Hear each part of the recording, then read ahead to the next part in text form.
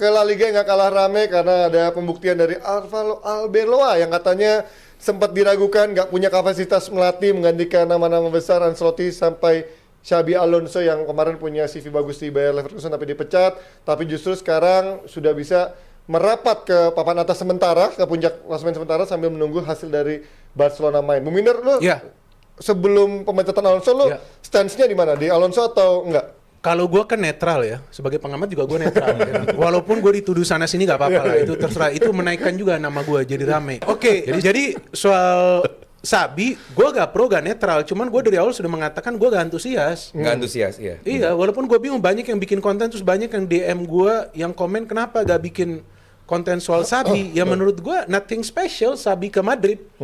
Bener, bagi gue nothing special. Gue gak ada bikin konten soal Xabi. Madrid menang pun gue gak ngomong Xabi ini top, Xabi ini hebat. Nih jujur ya, bukannya ada sesuatu di belakang ini. Gue udah tahu ini Xabi ini pelatih yang di overrated kalau menurut gue, karena dia sukses di Leverkusen, kemudian dianggap di Madrid dia bisa memakai taktik yang sama atau mirip, kemudian Madrid tiba-tiba akan sukses seperti pada saat Ten Hag masuk lah. Wah, itu Tsunami dia. Trophy. Scam juga itu, scam juga itu dia. Karena Ten Hag dianggap akan bisa membuat sesuatu seperti di Ajax. Padahal beda kan Liga Belanda dengan apalagi Liga Pressure-nya Premier juga beda ya. Ya, Pressure-nya beda. kan beda. Nah ini lu udah lebih bijak sekarang. Ya, jadi tolong klipper dipotong tadi ya, jelasnya. Kalau lu kan pasti akan counter. Nah, jadi lupa gue. Bilang bijak sih. Oke, jangan dipuji. Oke, ini gue udah ingat. Oke, jadi dia kan di Leverkusen suksesnya. Itu gak bisa kita bandingkan dengan La Liga. Walaupun La Liga itu hanya Barca yang rivalnya Madrid yang benar. Oke lah, Atletico sesekali aja. Kadang-kadang. Jadi gue gak antusias dan gue udah tahu kalau Xabi ini gak bisa deliver result which means trophy, belum tentu dia akan bertahan. Dan ternyata baru juga belum juga pertengahan musim ya. Belum pertengahan musim ya. Ternyata udah ada isu ruang ganti gak kondusif apa ini tuh, dan menurut gue itu yang membuat itu juga Xabi. Vinicius lagi bagus dia cari gara-gara cadangin, ya kan? Mana bisa lu cadangin star player lu yang lagi bagus. Mungkin dia ada masalah juga dengan Mbappe dan Bellingham.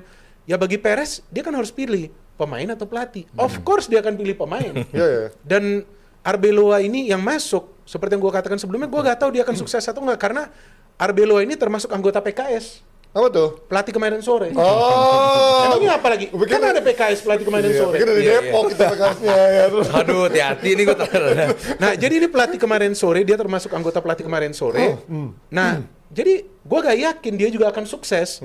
Tapi paling tidak dia bisa menjaga ruang ganti ini karena para pemain sekarang enjoy banget. Lu lihat produktivitas gol Madrid lebih tinggi sekarang. Walaupun lawan Benfica itu mereka kalah, tapi gue tau lah Madrid ini biasa mau cari duit. Kalah main di playoff tambahan tuh. Ini kalau menurut gue ya, feeling gue nih, itu tambahan tuh. Iya, dia dapat duit lagi nanti dikalahin juga Benfica. Copa del Rey mereka kalah, oke, itu kan masih baru. Arbeloa sebelumnya Madrid juga pernah kalah di Copa del Rey bersama Ancelotti. Jadi itu sesuatu hal yang pernah terjadi lah sebelumnya. Tapi untuk La Liga sekarang gue lihat para pemain Madrid itu enjoy lepas. Even their new player itu pemain muda, mainnya bagus Gonzalo itu. Dia bisa mengakomodir antara Güler, Bellingham dengan Valverde dengan pemain-pemain lain. Everybody happy. Ketika everybody happy di Madrid, otomatis permainan mereka akan lebih bagus daripada sebelumnya. Walaupun jujur nih, gue gak tahu kalau gue ditanya taktik Arbeloa seperti apa, gue gak tahu. Karena mungkin para pemain dibilang, oke, enjoy yourself in the game. Seperti contohnya Ancelotti. Yang penting hati lu senang, nah result itu akan datang otomatis. Ini mirip MU dong berarti Bung Minder. Mirip MU dong. Artinya era Fergie kan juga katanya dia nggak punya taktik yang benar-benar rigid gitu kan. Yang pakem gitu lebih ke memanfaatkan kualitas pemain dan juga memegang ruang ganti. Sebenarnya Madrid juga kayak gitu bagus kan. Dan jadi Madrid pun sekarang seperti itu, lagi kondusif.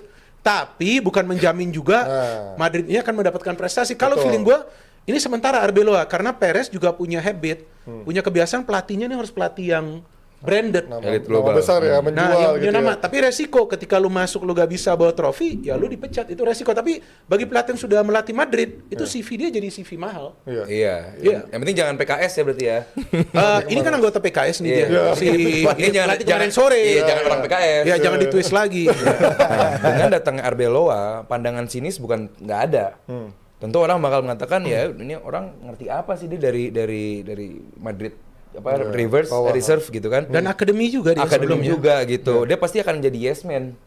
Kalau emang jadi yes man itu bisa mendeliver trofi untuk Madrid, dia akan jadi yes man terbesar sepanjang sejarah. Iya. Iya. Nggak ada masalah. Iya. Jadi menurut lu, Bong, kenapa dipecat Xabi? Kalau menurut gue, Paling reasonnya. dia udah gak bisa mengontrol para pemain gitu. Berarti Karena manajemen ya? kelihatan banget tuh setelah kalah lawan Barcelona para pemain seperti Iya. bukan gak respect ya, artinya gak anggap tuh kita tuh ada pelatih. Nggak Tapi respect itulah ya. kenyataan Real Madrid, tim yang sangat unik, di mana Florentino Perez punya kendali, dia bahkan juga bisa memilih tim tersebut. Tinggal bagaimana sang pelatih tadi bisa menjaga locker room, kesenangan para pemain, bagaimana kalau di rotate nggak ada yang kecewa, semua bisa happy gitu kan. Itu adalah satu talenta khusus juga bagi seorang pelatih. Tapi Arbeloa juga luar biasa lah apa yang sudah dia tawarkan setelah sempat mungkin ada kekalahan yang menohok di Cup competition. Tapi kemudian menghadapi tim-tim yang sedang dalam form yang oke seperti Sociedad yang streaknya juga lumayan Iya, menang laga kemarin. 4-1, Bisa dia hancurkan dengan cara yang meyakinkan. Pun juga sebelumnya ada Betis ya yang juga dikalahkan 5-1 Nah, kan, itu oleh mereka gila gitu kan. Jadi kan pesta gol kan. iya, banyak tim-tim yang sedang dalam form yang baik, dalam kondisi bisa mengganggu di persaingan menuju ke papan atas, tapi dikalahkan dengan cara komprehensif. Dan juga bagaimana tadi Binder bilang tentang kebahagiaan para pemain Vinicius yang bahagia, tapi mungkin juga karena nggak ada Kylian Mbappe. Nah, itu pertanyaan gue yang Bisa berikutnya. main di, dia bisa sayap bermain kiri. lepas itu kalau justru nggak ada Mbappe. Nggak ada betul, Mbappe. betul. Iya, itu yang menjadi masalah sekarang bagi Arbeloa. Gimana kalau semua dalam kondisi siap bermain, kan nggak mungkin Gonzalo Garcia yang sebagai pemain yang kemarin bisa memfasilitasi para pemain bintang, kemudian dia juga berperan dalam mencetak gol juga.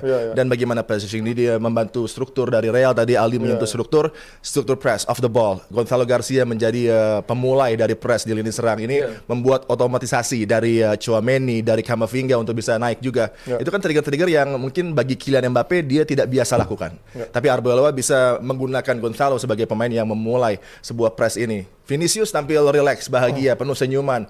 Penalti nggak rebutan sama Kylian, dia bisa eksekusi. Iya, sendiri, ya. Jadi ini keadaan-keadaan yang untuk Arbeloa masih cukup unik. Dia mungkin juga belum bisa merasakan sepenuhnya, walaupun sebagai mantan pemain dari Real Madrid ini masih ada tunggu. Tapi kalau seperti ini, Florentino Perez juga bahagia, maka aura kebahagiaannya akan sampai ke para pemain. Tapi ingat bahwa Real nggak mungkin tanpa Kylian Mbappe, nggak mungkin tanpa Jude Bellingham. Jadi ini masih menjadi keadaan di mana kalau mereka fit, tentunya mereka akan main. Dan ini menjadi kondisi yang lagi bisa sedikit mengganggu lah kestabilan dari tim. Dia akan melihat nih persaingan yang akan makin ketat dan sementara Madrid ada di puncak klasemen sambil menunggu Barcelona bisa ngejar apa enggak. Dan kita Audio Jungle.